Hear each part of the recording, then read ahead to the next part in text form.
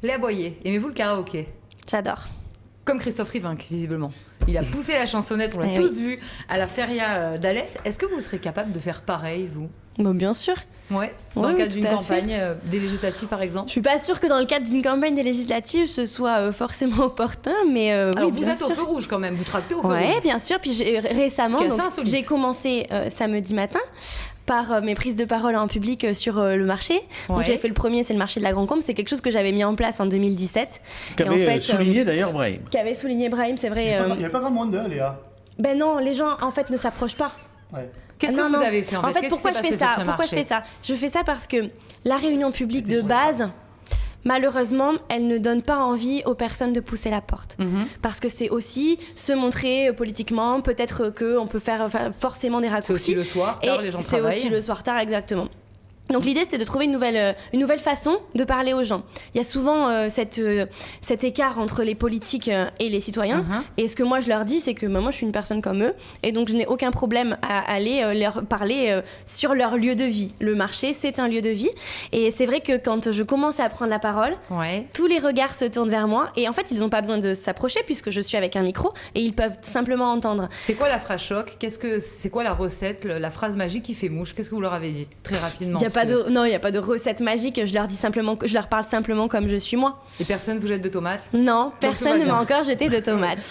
En mars, vous étiez notre invitée. L'Union de la gauche qui aurait pu faciliter votre victoire sur la 5e circonscription. Elle n'était pas du tout envisagée. On est en mai et badaboum, la présidentielle est passée, la gauche est unie. Quelle est votre stratégie pour l'emporter ? J'y vais de ma manière la plus simple. Moi, je fais campagne comme j'ai toujours fait. 2017, j'avais mouillé le maillot. Vous avez fait 10% en 2017. Ouais, mais donc j'avais fait une campagne vraiment de terrain pendant 1 an où j'avais écumé les marchés, rencontré énormément de gens. Et pour les départementales, on a fait la même chose avec Jean-Charles Bénézet. Et là, je continue. Je pense que vous le voyez et que beaucoup de personnes peuvent le voir aujourd'hui, en témoigner. C'est vrai qu'on a fait une campagne d'affichage. J'ai déjà distribué plus de 38 000 tracts. À la main dans les boîtes aux lettres, aller à la rencontre des gens en porte-à-porte. Mais voilà, vous attendiez à cette union de la gauche quand même, qui met sérieusement en péril votre qualification au second tour. On sait que cette 5e circonscription, elle est à gauche. Là, il y a un candidat de gauche face à vous. Eh bien, il y aura un candidat de gauche, peu importe. Moi, je représente les gens de droite de ce territoire et c'est pas ce qui me gêne. C'est une candidature de témoignage ? Pas du tout. C'est pas du tout une candidature de témoignage, au contraire. Ce que j'ai vraiment envie, c'est de pouvoir les défendre à l'Assemblée nationale. Après, il faut une stratégie pour ça. Et on ne la sent pas, votre stratégie. Ah bon, vous la sentez pas ? Non. Faut peut-être me réexpliquer ? Ouais, oui, parce que pourtant, je peux dire que... J'ai fait la fête aussi ce week-end. Ah oui, d'accord. Non, vraiment, la stratégie, c'est simplement d'être moi-même sur le terrain mais tous les jours. Alors, on rappelle qu'en 2017, vous avez fait 10%. C'est insuffisant pour se qualifier au second tour parce qu'il faut faire 12,5% des inscrits. Valérie Pécresse, elle a fait 3%. Vous êtes candidate Les Républicains, Valérie sur Pécresse, cette circo sur cette circo et sur le Gard. Vous êtes candidate Les Républicains, c'est la candidate Les Républicains à la présidentielle. Quand vous voyez son score, vous vous dites, mais entre vraiment les yeux dans les yeux, mais je vais pas gagner. Ben non, je me dis pas ça. Comment vous pouvez gagner ? Moi, j'ai du mal. Ce soir, on aimerait comprendre comment vous pouvez l'emporter. Parce qu'on peut dire, oui, je suis là à Boyer, j'ai gagné les élections départementales. Qu'est-ce que vous dites aux électeurs ? Pourquoi ils voteraient pour vous ? Déjà, ce que je leur explique, c'est quelle est ma vision à moi et ce que je veux être. Ce que je leur explique très honnêtement, c'est qu'avec une circonscription comme la nôtre, il est impossible d'être le matin à Caveyrac, le midi au Vigan. Donc c'est la plus grande, on a dit 139 clairement, voilà. Donc aujourd'hui, déjà, je leur dis. Par contre, ce que je veux vraiment construire avec eux, c'est cette proximité et la manière de pouvoir défendre tous les territoires, parce que c'est quand même hyper varié. On peut pas dire qu'il y ait la même problématique à Caveyrac que, par exemple, à la Grand-Combe. Non, voyez, il n'y a pas les mêmes embouteillages. Voilà. Donc l'idée pour ça, c'est d'être proche de tout le monde. Alors, du coup, dans la prolongation, si vous étiez député, quelle proposition de loi vous déposeriez ? Alors, déjà là, par exemple, on parlait des feux rouges tout à l'heure. J'ai mené une action sur les véhicules. Pourquoi ? Parce qu'aujourd'hui, il y a quand même souvent le sujet de l'écologie punitive et les conducteurs d'auto sont un peu visés dans cette punition. Parce que finalement, c'est vous êtes les pollueurs, vous conduisez, etc. Aujourd'hui, sur les 140 communes, malheureusement, si vous regardez les bornes de rechargement, c'est mal desservi. Les transports en commun, il n'y a pas tous les horaires. Donc voilà, l'idée c'était de leur dire, voilà, aujourd'hui, vous n'êtes pas la voiture sur la circonscription n'est pas une option. Alors, vous en avez besoin. Qu'est-ce que vous faites à l'Assemblée? Après, Léa, si je peux me permettre, tu viens de le dire, notre territoire est très grand et le véhicule est un élément important pour les habitants. Donc du coup, ça veut dire que si tu voudrais faire une loi sur quoi en fait, utilisation plus de véhicules, plus de transport? Non, pas du tout. Alors déjà, il faudra travailler sur le désenclavement avec la fin de la 2x2 voies. Alors bien sûr, c'est pas moi qui vais faire les travaux, mais par contre, je vais pouvoir le porter. On le voit bien, ce que Max Constant avait fait. On peut pas voter une loi. Non, on peut pas voter une loi à l'Assemblée de dire il faut finir la 2x2 voies. Non, bien sûr que non, bien sûr que non. Mais en tout cas, on peut appuyer certains dossiers et ça en fait partie. Il y a aussi du côté de l'avonnage, le développement des transports en commun, c'est une vraie problématique, c'est demandé aujourd'hui et c'est quelque chose sur lequel on peut vraiment appuyer. Et puis, il y a aussi le fait de dire aujourd'hui, acheter une voiture électrique parce que c'est écologique. Mais il faut aussi penser que sur la 5e circonscription, comme d'ailleurs partout dans le département, il faut avoir un certain budget pour pouvoir s'acheter une voiture comme ça. Alès a mis en place quand même, par exemple, le covoiturage. Le covoiturage avec Alési, c'est ça? C'est le système oui, il y a le covoiturage, donc, du coup, c'est le président d'Alès Agglomération qui a fait la promotion de ça. Et quel bilan on peut en tirer de ça? Est-ce que c'est un truc qui fonctionne? Est-ce que tu as les éléments? Qu'est-ce qu'on apporte en plus en termes législatifs? Mes amis sociétaires, je vous adore, mais Coralie n'a pas fini de poser ses questions. Je vais vous donner la parole. Alors, on peut laisser répondre Léa, mais Simon, vous allez avoir la parole, vous allez pouvoir poser votre question. Exactement. À petite échelle. Du coup, j'ai pas. Non, je disais simplement que c'était à une petite échelle, mais qu'aujourd'hui, clairement, le covoiturage, c'était une solution, mais que malheureusement, c'est pas la seule solution et qu'il faut travailler sur le désenclavement et la mobilité. Et c'est hyper important aujourd'hui et ça fait partie des priorités. Alors, le député, il a aussi un autre rôle qu'on connaît peut-être moins, c'est qu'il contrôle l'activité et les politiques du gouvernement. Vous, quel service, établissement public, je vais y arriver, souhaiteriez-vous contrôler si d'aventure vous étiez élu? Eh ben, je me suis pas encore posé la question puisque vraiment pour le moment... C'est votre deuxième candidature quand même. Oui, mais d'accord. Mais aujourd'hui, je me consacre vraiment à ce qui se passe sur le territoire et je suis pas encore sur cette question-là. Une dernière question, peut-être Coralie, sur les dossiers locaux que vous voudrez défendre. Vous en avez un peu parlé. Un petit peu parlé. Est-ce qu'il y a d'autres dossiers que vous aimeriez au-delà de porter à l'Assemblée? Oui, j'aimerais beaucoup... être la voix des traditions. Pourquoi? Parce que finalement, on le voit bien, cette circonscription, elle est marquée par les traditions. La chasse, la pêche, c'est des sujets qui sont très importants. Moi, je suis petite fille de chasseur. Et oui, mais aujourd'hui, c'est eux qui régulent l'environnement. C'est important. Non, ça a toujours été... Il y a eu un débat sur les courses de côte. C'est pareil, c'est des choses qui font notre identité. Et vraiment, je souhaite à ce qu'à l'Assemblée nationale, on puisse dire... Léa Boyer, elle défend la 5e circonscription du Gard et que tout le monde se sente vraiment représenté. Excusez-moi, est-ce que vous ne trompez pas d'élection? Alors, je vous dis ça parce que Olivier Gaillard a été élu en 2017, vous le connaissez, il défend aussi le territoire, il a le nez dans les dossiers, sauf qu'à l'Assemblée nationale, il s'est rendu compte que un député seul n'avait pas le pouvoir de faire avancer des dossiers, même s'il avait la volonté, et deux, encore une fois, l'Assemblée nationale, c'est pour légiférer, c'est pour faire la loi, c'est pour contrôler le gouvernement, c'est pas un mandat d'élu départemental. Bien sûr, mais pour légiférer, il faut connaître le territoire pour être justement la voix contre une proposition de loi qui n'est pas adaptée. Mais par exemple, si je vous demande, vous, Emmanuel Macron, on sait que cet été, il doit faire passer une loi sur le pouvoir d'achat. Quelles sont vos propositions, vous? Quel amendement vous pourriez porter pour enrichir cette loi, pour améliorer le pouvoir d'achat des Français? Déjà, il faudra regarder la loi entièrement, mais circonscription. clairement, le pouvoir d'achat, ça fait aussi partie des sujets qui sont hyper importants. Pourquoi Et ça, on le sait. Mais qu'est-ce que vous faites? Quel amendement vous déposez? Ce sera un amendement qui sera travaillé. Je peux pas vous dire là maintenant quel amendement je vais proposer, mais aujourd'hui... Vous connaissez le programme de Valérie Pécresse, vous avez fait sa campagne. Bien sûr, mais je crois que le programme de Valérie... Oui, mais après, elle s'est ralliée quand même. Mais oui, bien sûr, parce que j'ai toujours Mais c'est pas ma question, il faut pas qu'elle s'échappe. Quelle mesure, quel amendement vous déposerez pour améliorer le pouvoir d'achat des Français et donc des habitants de votre circonscription?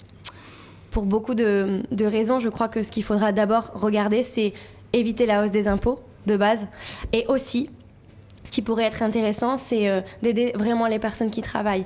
Et à ce moment-là, baisser les charges, de façon à ce qu'ils puissent faire des heures supplémentaires et que les charges, justement, ne soient pas un impact important. Simon, votre question à notre invité, Léa Boyer. Non, bon, ça, alors simplement une question, mais qui m'intéresse dans le positionnement. Effectivement, on l'a dit, la primaire, vous souteniez Barnier. Après, effectivement, ralliement à Pécresse, ce qui, dans une logique partisane, est tout à fait normal. Il n'y a pas de question là-dessus. Là, aujourd'hui, si se présenter un deuxième tour auquel vous ne seriez pas dans la 5e circo, pour qui, je parle en termes d'idées, je veux vraiment pas parler de personne. En termes d'idées, vous pourriez voter dans un second tour RN NUPS, RN Catherine Dauphès, enfin la REM. Tu aurais dû dire d'abord Catherine Dauphès quand même. Ou Catherine Dauphès face au candidat NUPS par exemple. Alors, parce que dans les propositions, on va pas se mentir. Est-ce que vous faites le nini ou est-ce que vous prenez position? D'abord, ce qu'il faut dire, c'est que dans le milieu politique aujourd'hui, il y a deux personnes. Il y a les personnes qui prennent position et qui incitent et qui pensent qu'ils peuvent fédérer leurs électeurs à voter. Et puis il y a ceux qui pensent qu'ils n'ont pas du tout à donner de consignes. Et moi, je fais partie de ceux qui ne donnent pas de consignes. Je n'ai jamais donné de consignes politiques. Non, mais qui peuvent l'exprimer à titre personnel, par contre. Ouais, mais je le ferai pas. Parce que chacun est libre justement de faire son choix. S'ils ont voté pour moi au départ... Dans un deuxième tour qui pourrait avoir un candidat Rassemblement National qui puisse se retrouver député, vous ne donneriez pas de consigne. Sur la 4e circonscription, par exemple? On est sur la 5e. Non, mais justement, oui, vous êtes oui. Mais en tant que les Républicains, on sait que la 4e circonscription a quand même une division à droite. Si on se retrouve avec un second tour gauche Rassemblement National, la 4e circonscription, d'accord, c'est pas sur la 5e, mais c'est quand même à l'est, c'est quand même votre ville où vous êtes élu. Qu'est-ce que vous diriez à titre personnel? Moi, j'ai rencontré beaucoup de personnes qui prennent mal justement que le politique puisse se positionner en disant faites comme moi et votez. Il n'y a pas une responsabilité là-dedans. On sait pas forcément. Je pense qu'il n'y a pas forcément une question là-dedans de dire faites comme moi, mais juste de dire juste à un moment d'assumer des valeurs, des idées contre lesquelles on n'est pas d'accord. Ouais, mais chacun après fait comme il veut.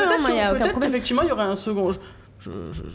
Il peut y avoir un second tour entre deux candidats avec lesquels vous êtes d'accord avec les deux en termes d'idées. Vous n'avez pas Elle a répondu, je crois, pas de prise de position. Allez, Brahim, votre question, on avance. Après, je pense un peu comme Coralie au départ. Je pense que Léa, on en a discuté et je le répète, je pense que vous vous trompez pour les élections et je pense que c'est peut-être l'élection de trop. Mais ça, c'est les électeurs qui choisiront, qui verront que. Ma question, on en a discuté la dernière fois, je parlais de projets de jeunesse, etc. Donc j'espère que tu as bossé un peu le truc, tu savais que j'allais être là. La question que j'allais te poser, où tu en es avec ces projets sur le territoire d'Alès, en dehors de la députation? Alors d'abord, ce que j'aimerais dire, c'est que il faut savoir une chose, c'est que je n'ai jamais caché mon ambition. Et que depuis 2017, clairement, ça a été ma première élection législative et c'est donc la continuité, c'est donc un cheminement aujourd'hui qui fait que pour moi, c'est pas l'élection de trop et voilà.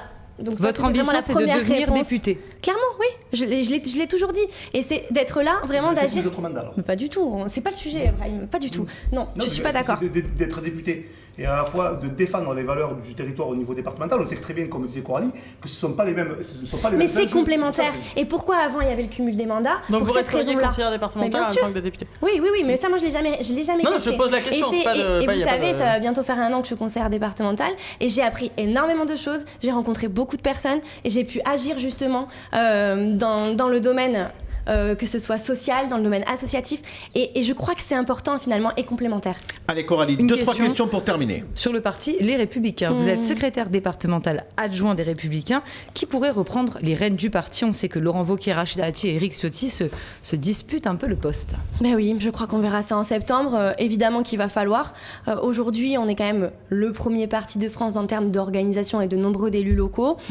Donc je crois encore en mon parti, en le fait qu'en septembre, il pourra vraiment se mettre en ordre de bataille avec un chef et qu'on se concentrera... Et ce serait qui ce chef?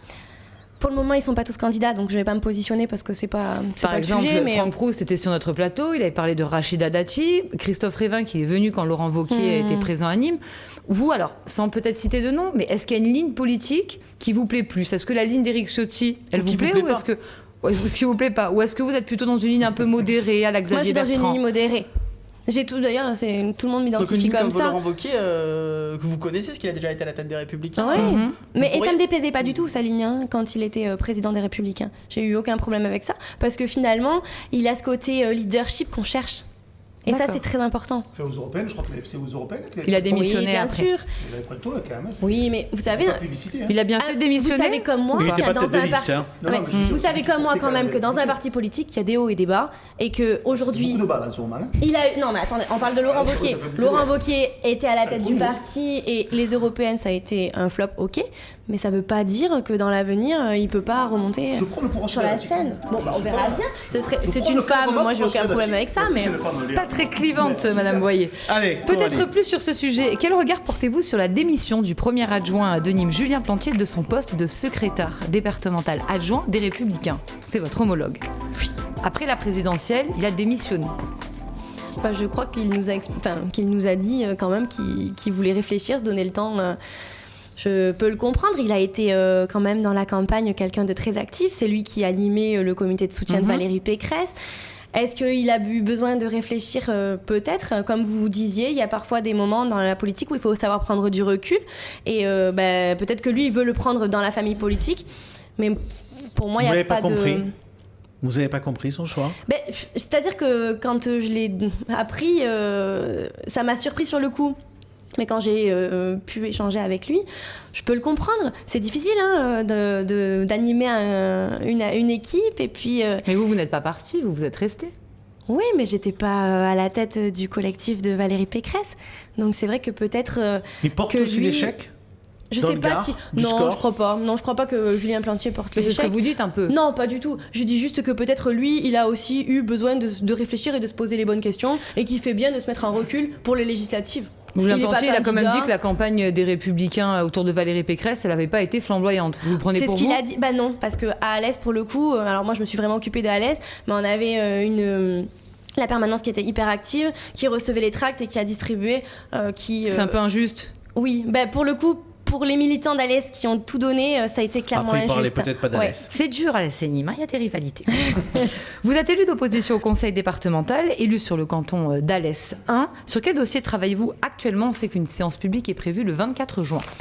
Alors, on est toujours sur la caserne. Ça fait plaisir à Brahim, cette question. Qui est un gros projet et qui est vraiment très important. La caserne des pompiers de Bagarre. Vraiment, on est dessus. Vous avez vu, on en avait parlé quand j'étais venue. Eh oui. Et 3 jours après, la présidente a annoncé que ça avançait. Donc, ça a été voté à l'agglo. Donc là, voilà, les premières études. Vous allez acheter un terrain, c'est ça, l'agglo va acheter un terrain et le mettre à disposition du conseil départemental. Tout à fait. Et ne pas le donner pour l'euro symbolique, ce que d'autres collectivités ne font pas d'ailleurs. Et sur ce terrain-là, il va aussi y avoir l'unité territoriale. Donc, c'est vraiment, pour nous, le début de la concrétisation d'un projet pour lequel on était vraiment attachés avec Jean-Charles Bénézé. Et puis, il y a aussi le contournement. Vous avez vu que la dernière consultation avait eu lieu. Là, maintenant, il va falloir attendre quelques conclusions. Mais le sujet du contournement fait aussi partie vraiment de nos priorités.